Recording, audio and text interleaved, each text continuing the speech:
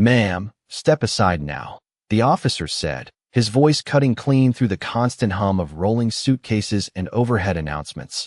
But Naomi Carter didn't move, not because she didn't understand, but because something in the air felt wrong, like a pressure drop before a storm, the kind you don't see but feel deep in your chest. And around her, travelers slowed just enough to notice. A ripple in the current of the terminal as uniformed officers closed in, their presence drawing eyes. Phones, quiet whispers. Naomi stood there in a simple navy jacket, boarding pass folded neatly between her fingers, her posture calm. Almost too calm for someone being singled out in the middle of Terminal B on a crowded Friday afternoon. And when the officer reached for her wrist, the faint metallic click echoed sharper than it should have under the fluorescent lights, turning heads, freezing movement. As if the entire concourse had paused mid-breath, a child nearby clutched his mother's sleeve, wide-eyed, while a businessman lowered his phone halfway, uncertain whether to record or look away, and Naomi's bag slipped gently from her shoulder to the polished floor, landing with a soft thud that felt louder than it was. She didn't resist, didn't argue, just let her hands be guided, her gaze steady, scanning, not the officers, not the crowd, but something beyond them, deeper into the terminal where shadows pooled near Gate 12, where a man stood too still, too composed for someone.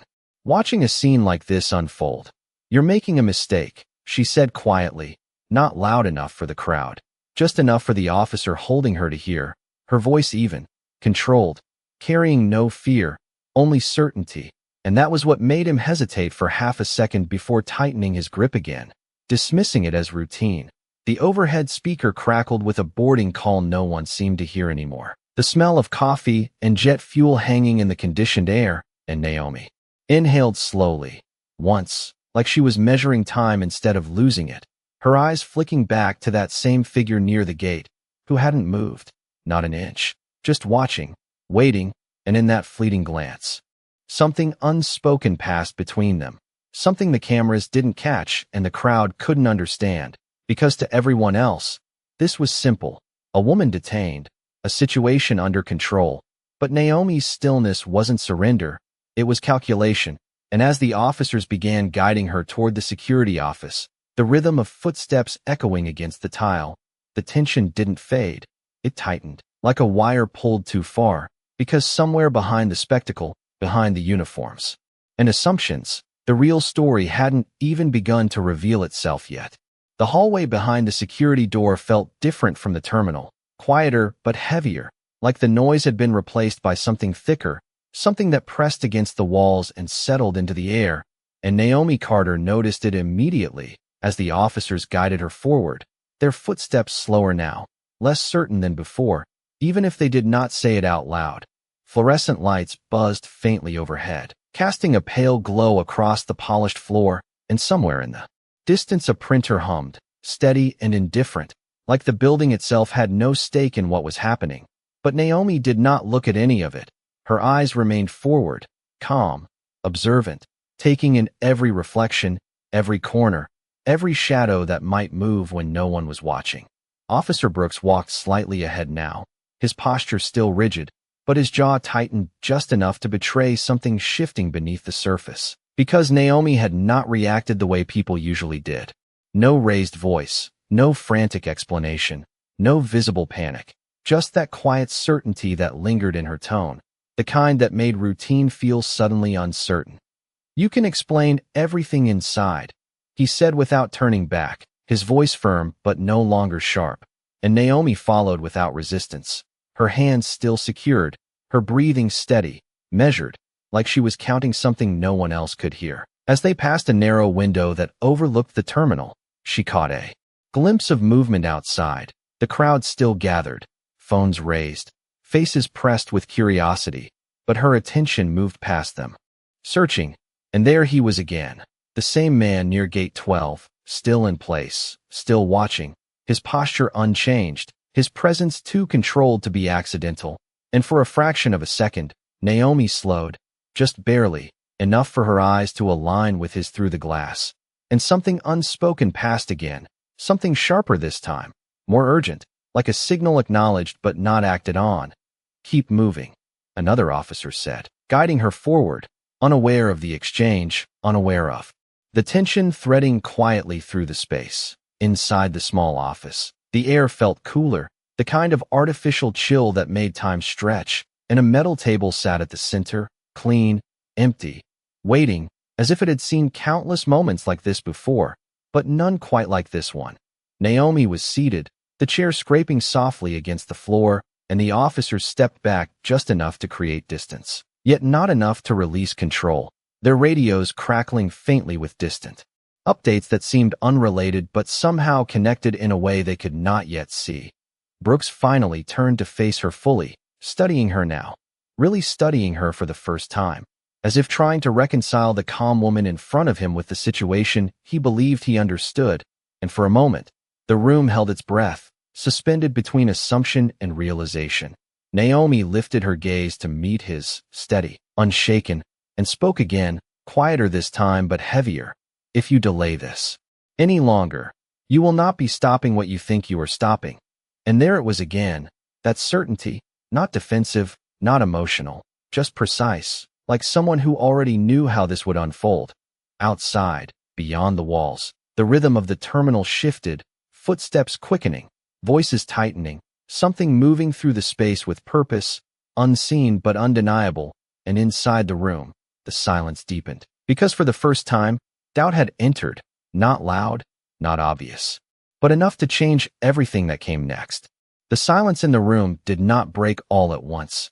It shifted, subtly, like air pressure changing before anyone notices, and Officer Brooks felt it before he could explain it, a tightening behind his ribs, a hesitation in his next step, because Naomi Carter was not behaving like someone waiting to be cleared.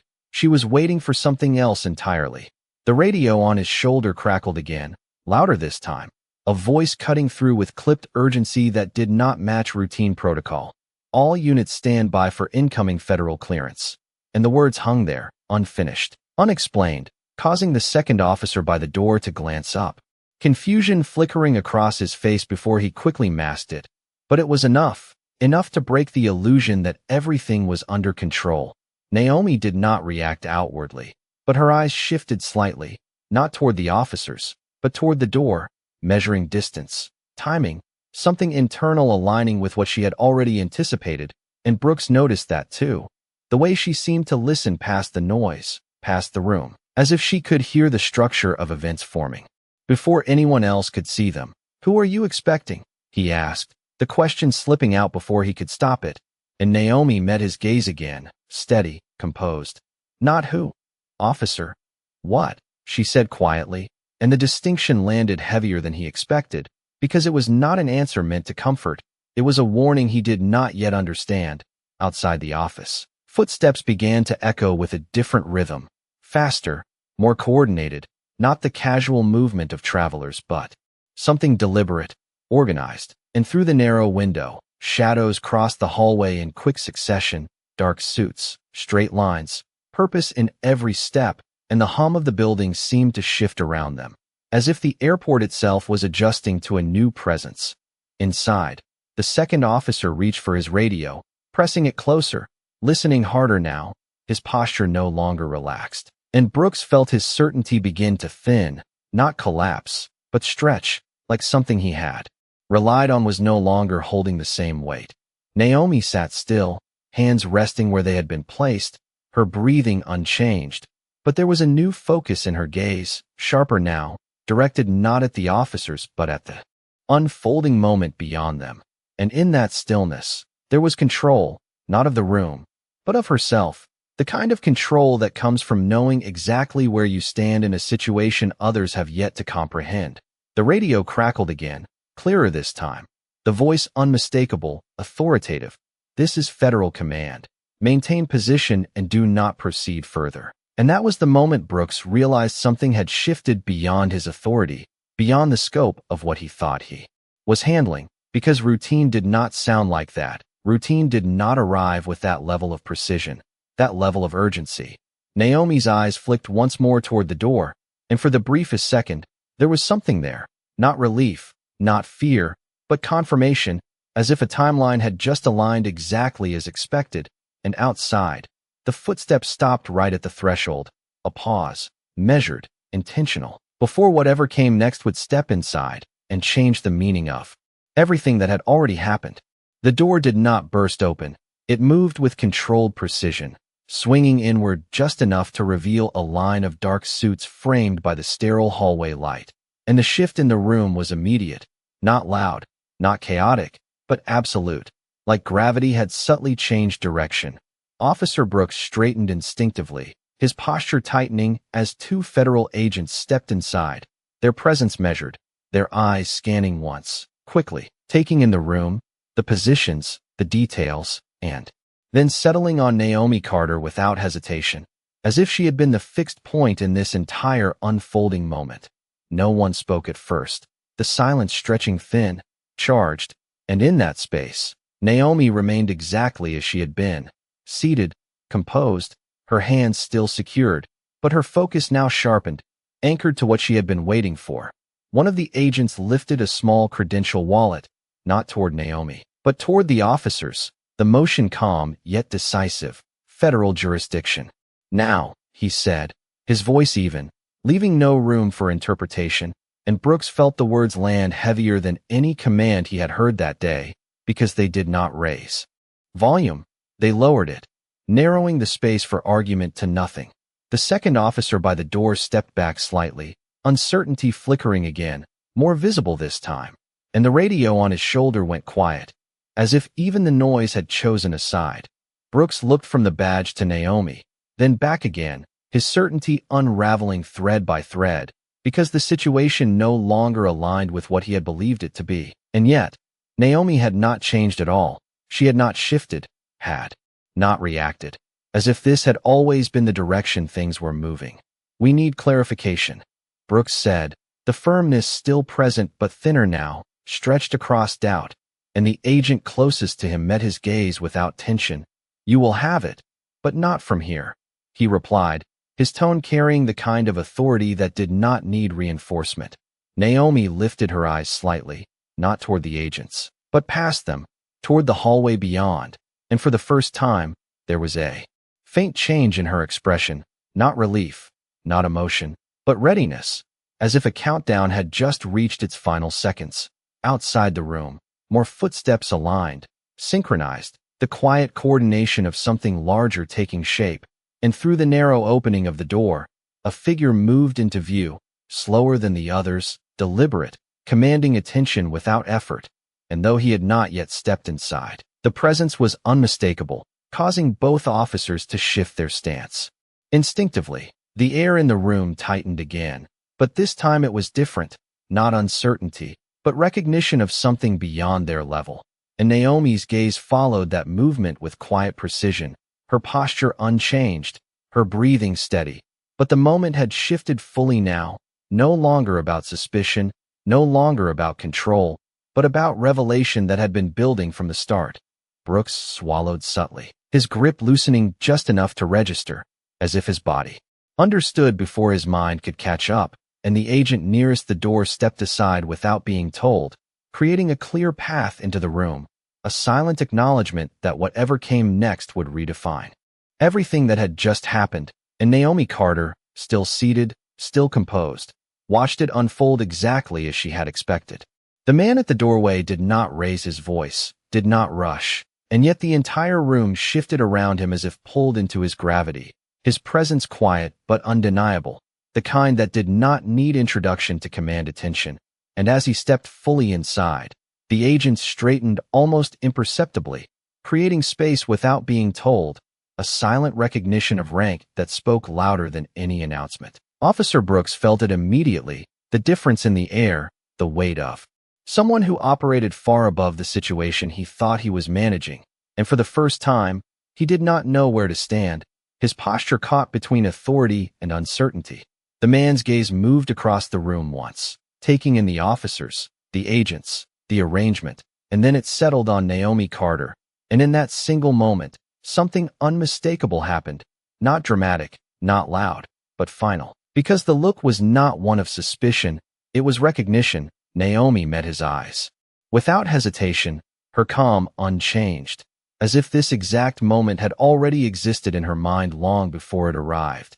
and the faint tension that had been building in the room began to shift direction, no longer pressing toward her, but away from her, redirecting itself toward the misunderstanding that had placed her there. Brooks opened his mouth slightly, ready to speak, to explain, but the words did not form, because nothing about the situation felt simple anymore. And before he could find his footing, the man stepped forward one measured step, stopping just within the center of the room, his voice low but clear. "Release her," he said, not as a request, not as a suggestion, but as a conclusion that had already been decided.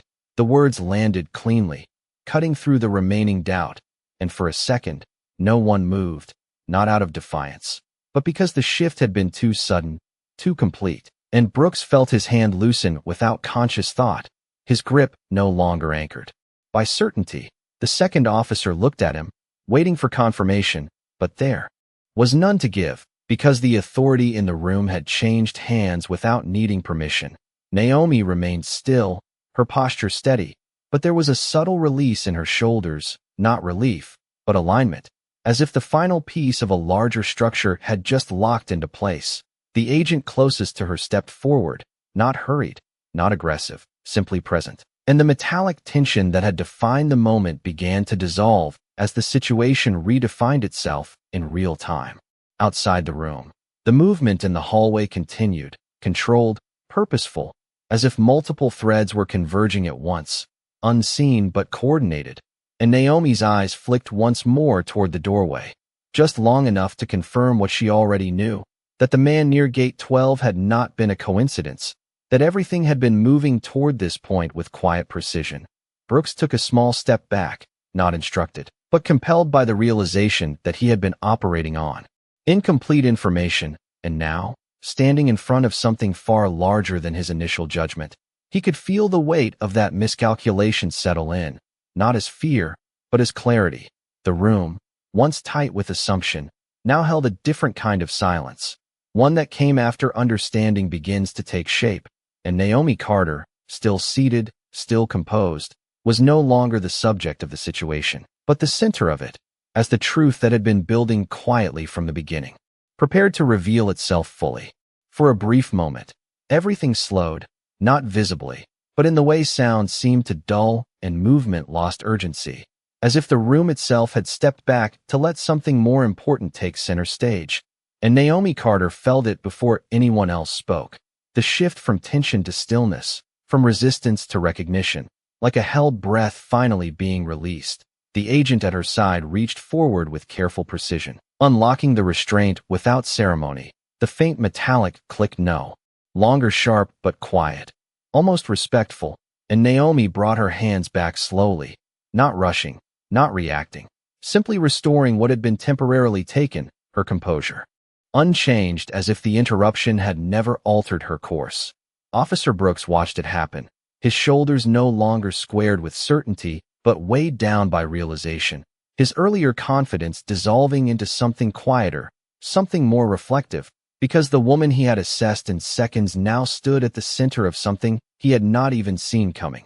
The man who had entered stepped closer, not hurried, his presence steady, and though no formal introduction was given, the agents around him made it clear enough. The subtle shifts in posture, the quiet deference, the way space opened wherever he moved. And when he finally stopped in front of Naomi, the room settled into complete silence. Naomi rose to her feet, smooth and deliberate, her gaze meeting his with the same calm she had carried from the beginning, and for a second, neither of them spoke, because words were not needed to confirm what was already understood between them. Then, with a small, precise motion, he lifted his hand in acknowledgement, not exaggerated, not performative, but unmistakable in meaning. And the gesture landed harder than anything that had happened before, because it redefined the entire narrative in a single instant. Brooks felt it in his chest, that quiet impact, the realization that respect had replaced suspicion without warning, that authority had shifted without conflict, and that everything he thought he had been enforcing had been built on an incomplete picture. Naomi did not react with pride or relief. She simply inclined her head slightly, acknowledging the moment without claiming it, her focus already moving past the room, past the misunderstanding, towards something still unfinished, Outside the office, the coordinated movement continued, agents positioning, voices low but precise, and Naomi's eyes flicked briefly toward the hallway again, the same direction she had watched from the beginning, where the figure near Gate 12 had once stood, and now, for the first time, he was no longer there. That absence carried its own weight, a quiet confirmation that whatever had been unfolding was still in motion, just beyond the reach of those who had nearly interrupted it. Brooks shifted his stance, the urge to speak rising again. But this time it came with humility instead of authority, his voice lower, uncertain. "I did not know," he said, not as a defense, but as an admission, and Naomi looked at him, not with judgment, not with resentment, but with something steadier, something grounded in understanding rather than reaction. "That is the problem," she replied softly, her tone calm, measured. "You did not look long enough to know." And the words did not accuse, they revealed, settling into the space between them like a lesson rather than a rebuke. The room remained quiet after that, not tense, not uncertain, but reflective, as if everyone present had been pulled into a moment larger than procedure, larger than protocol, and Naomi Carter, now free, stood not as someone who had been cleared, but as someone who had never needed to be questioned in the first place. Her presence no longer defined by what had been done to her, but by what she had quietly carried through it all. The silence did not last. It shifted again, this time outward, moving beyond the room, beyond the walls, back into the open expanse of the terminal where everything had started.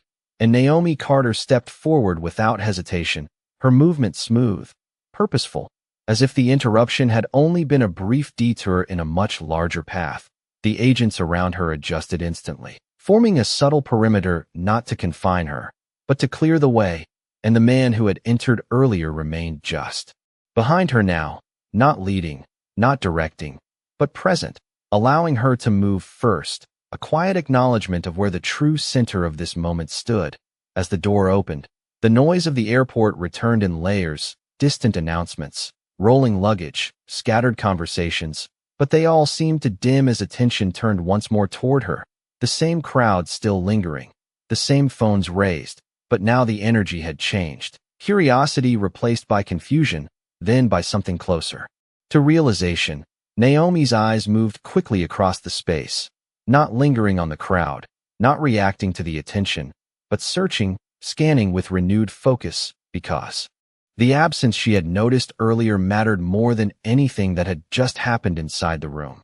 "Gate 12, she said quietly, not loud enough for the crowd, just enough for the agents nearest her, and the response was immediate, a subtle shift in formation, a redirection of movement without hesitation, because now there was no doubt, no delay, only alignment with the purpose she had been carrying from the beginning. Officer Brooks followed a few steps behind, not out of obligation, but because he could not look away from what he had nearly misunderstood, his perspective shifting with every second, the weight of the situation settling in deeper as he realized that what he had interrupted had never been random, had never been ordinary. The terminal stretched wide ahead, sunlight filtering through tall glass windows, reflecting across the polished floors, creating long streaks of light that seemed to guide the path forward, and Naomi moved through it with quiet certainty, her pace steady, her focus locked ahead.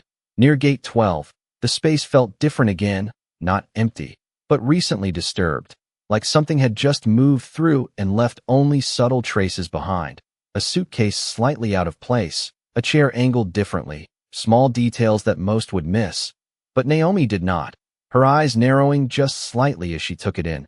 One of the agents spoke into a communication line, voice low, controlled, relaying position and status, and within seconds, responses echoed back, coordinated, precise, the kind of efficiency that only came when every piece of the operation was finally aligned.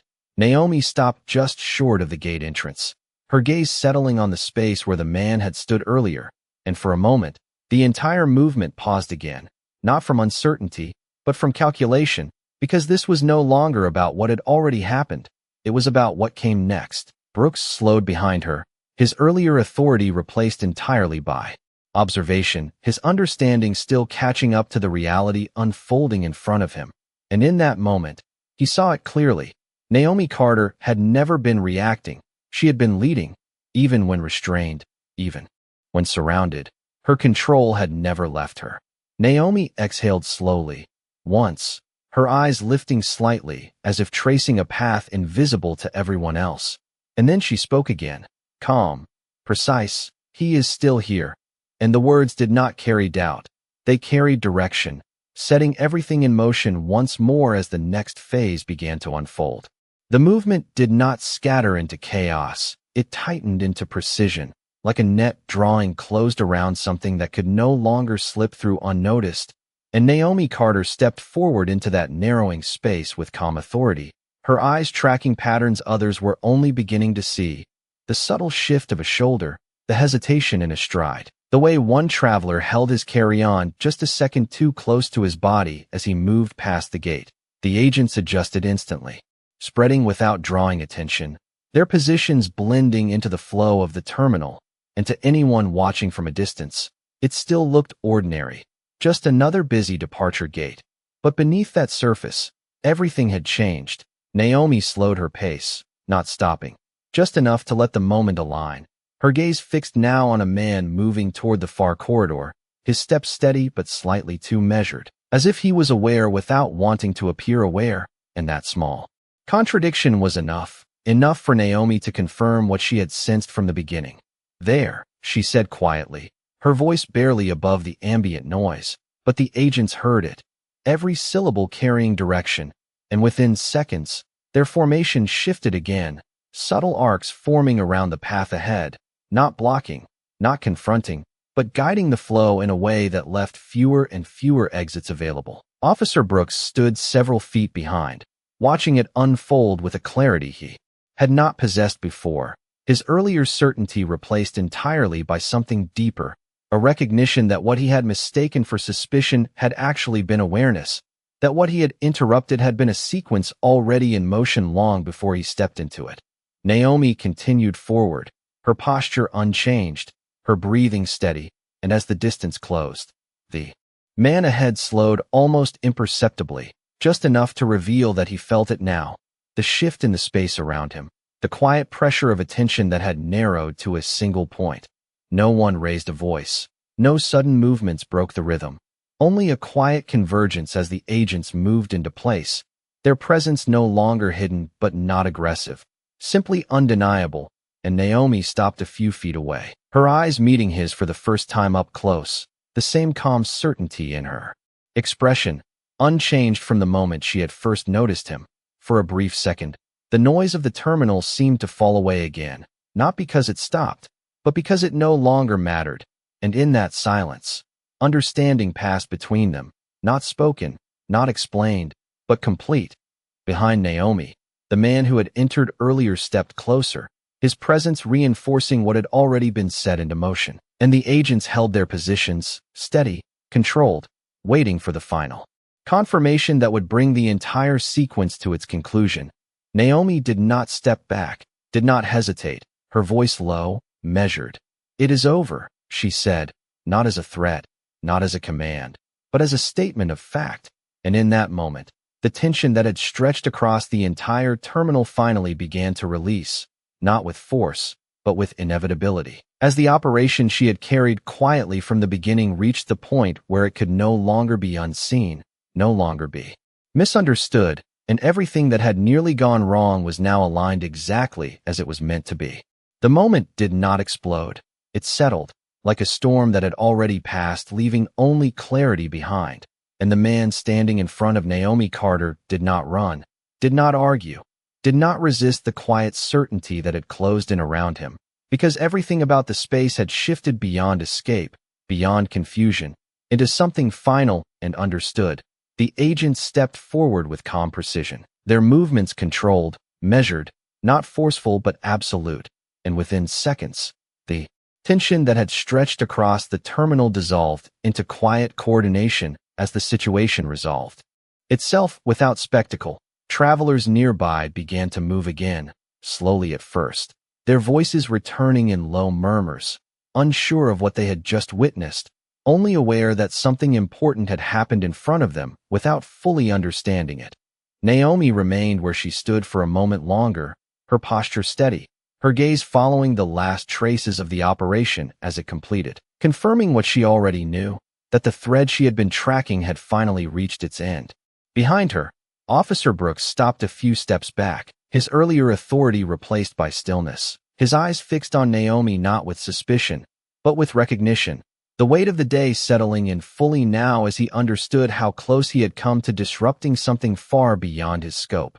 Naomi turned slightly, her expression calm, composed, and for a brief second, their eyes met again, and Brooks lowered his gaze just enough to acknowledge what words could not carry, a quiet acceptance of his mistake and the lesson it had become. The man who had entered earlier stepped forward once more, his presence steady as ever, and though he did not speak, the respect in his posture was clear, the kind that did not need to be announced, only recognized. Naomi gave a small nod, nothing more, no pride, no display, just acknowledgement before her focus shifted forward again, already moving past what had happened. The gate ahead began its normal rhythm once more, boarding calls resuming. Passengers lining up, the ordinary flow of travel returning as if the moment had folded back into the routine of the day. But for those who had seen it, something lingered, something quiet but lasting. Naomi picked up her bag from where it had been set aside earlier, the fabric catching a streak of sunlight from the tall windows, and she adjusted the strap over her shoulder with a simple, practiced motion, grounding herself back into the ordinary world she had stepped through so effortlessly. She walked toward the gate without hesitation, her steps even, unhurried, blending back into the movement of the terminal, and no one stopped her this time. No one questioned her path, because the space itself seemed to open for her, not out of spectacle, but out of understanding. Behind her, Brooks remained still for a moment longer before finally turning away, his posture quieter now, more aware, carrying forward a perspective that had shifted in ways he could not ignore. Naomi reached the boarding line, paused just long enough to take a slow breath, and then stepped forward as her group was called. The soft beep of the scanner marking her passage, a small sound in a large space, but one that closed the loop of everything that had unfolded. And as she moved down the jet bridge, the light narrowing, the noise fading behind her, the airport returned to its rhythm. But the silence left in her wake carried something deeper, something that did not need to be spoken to be understood, the quiet weight of truth revealed.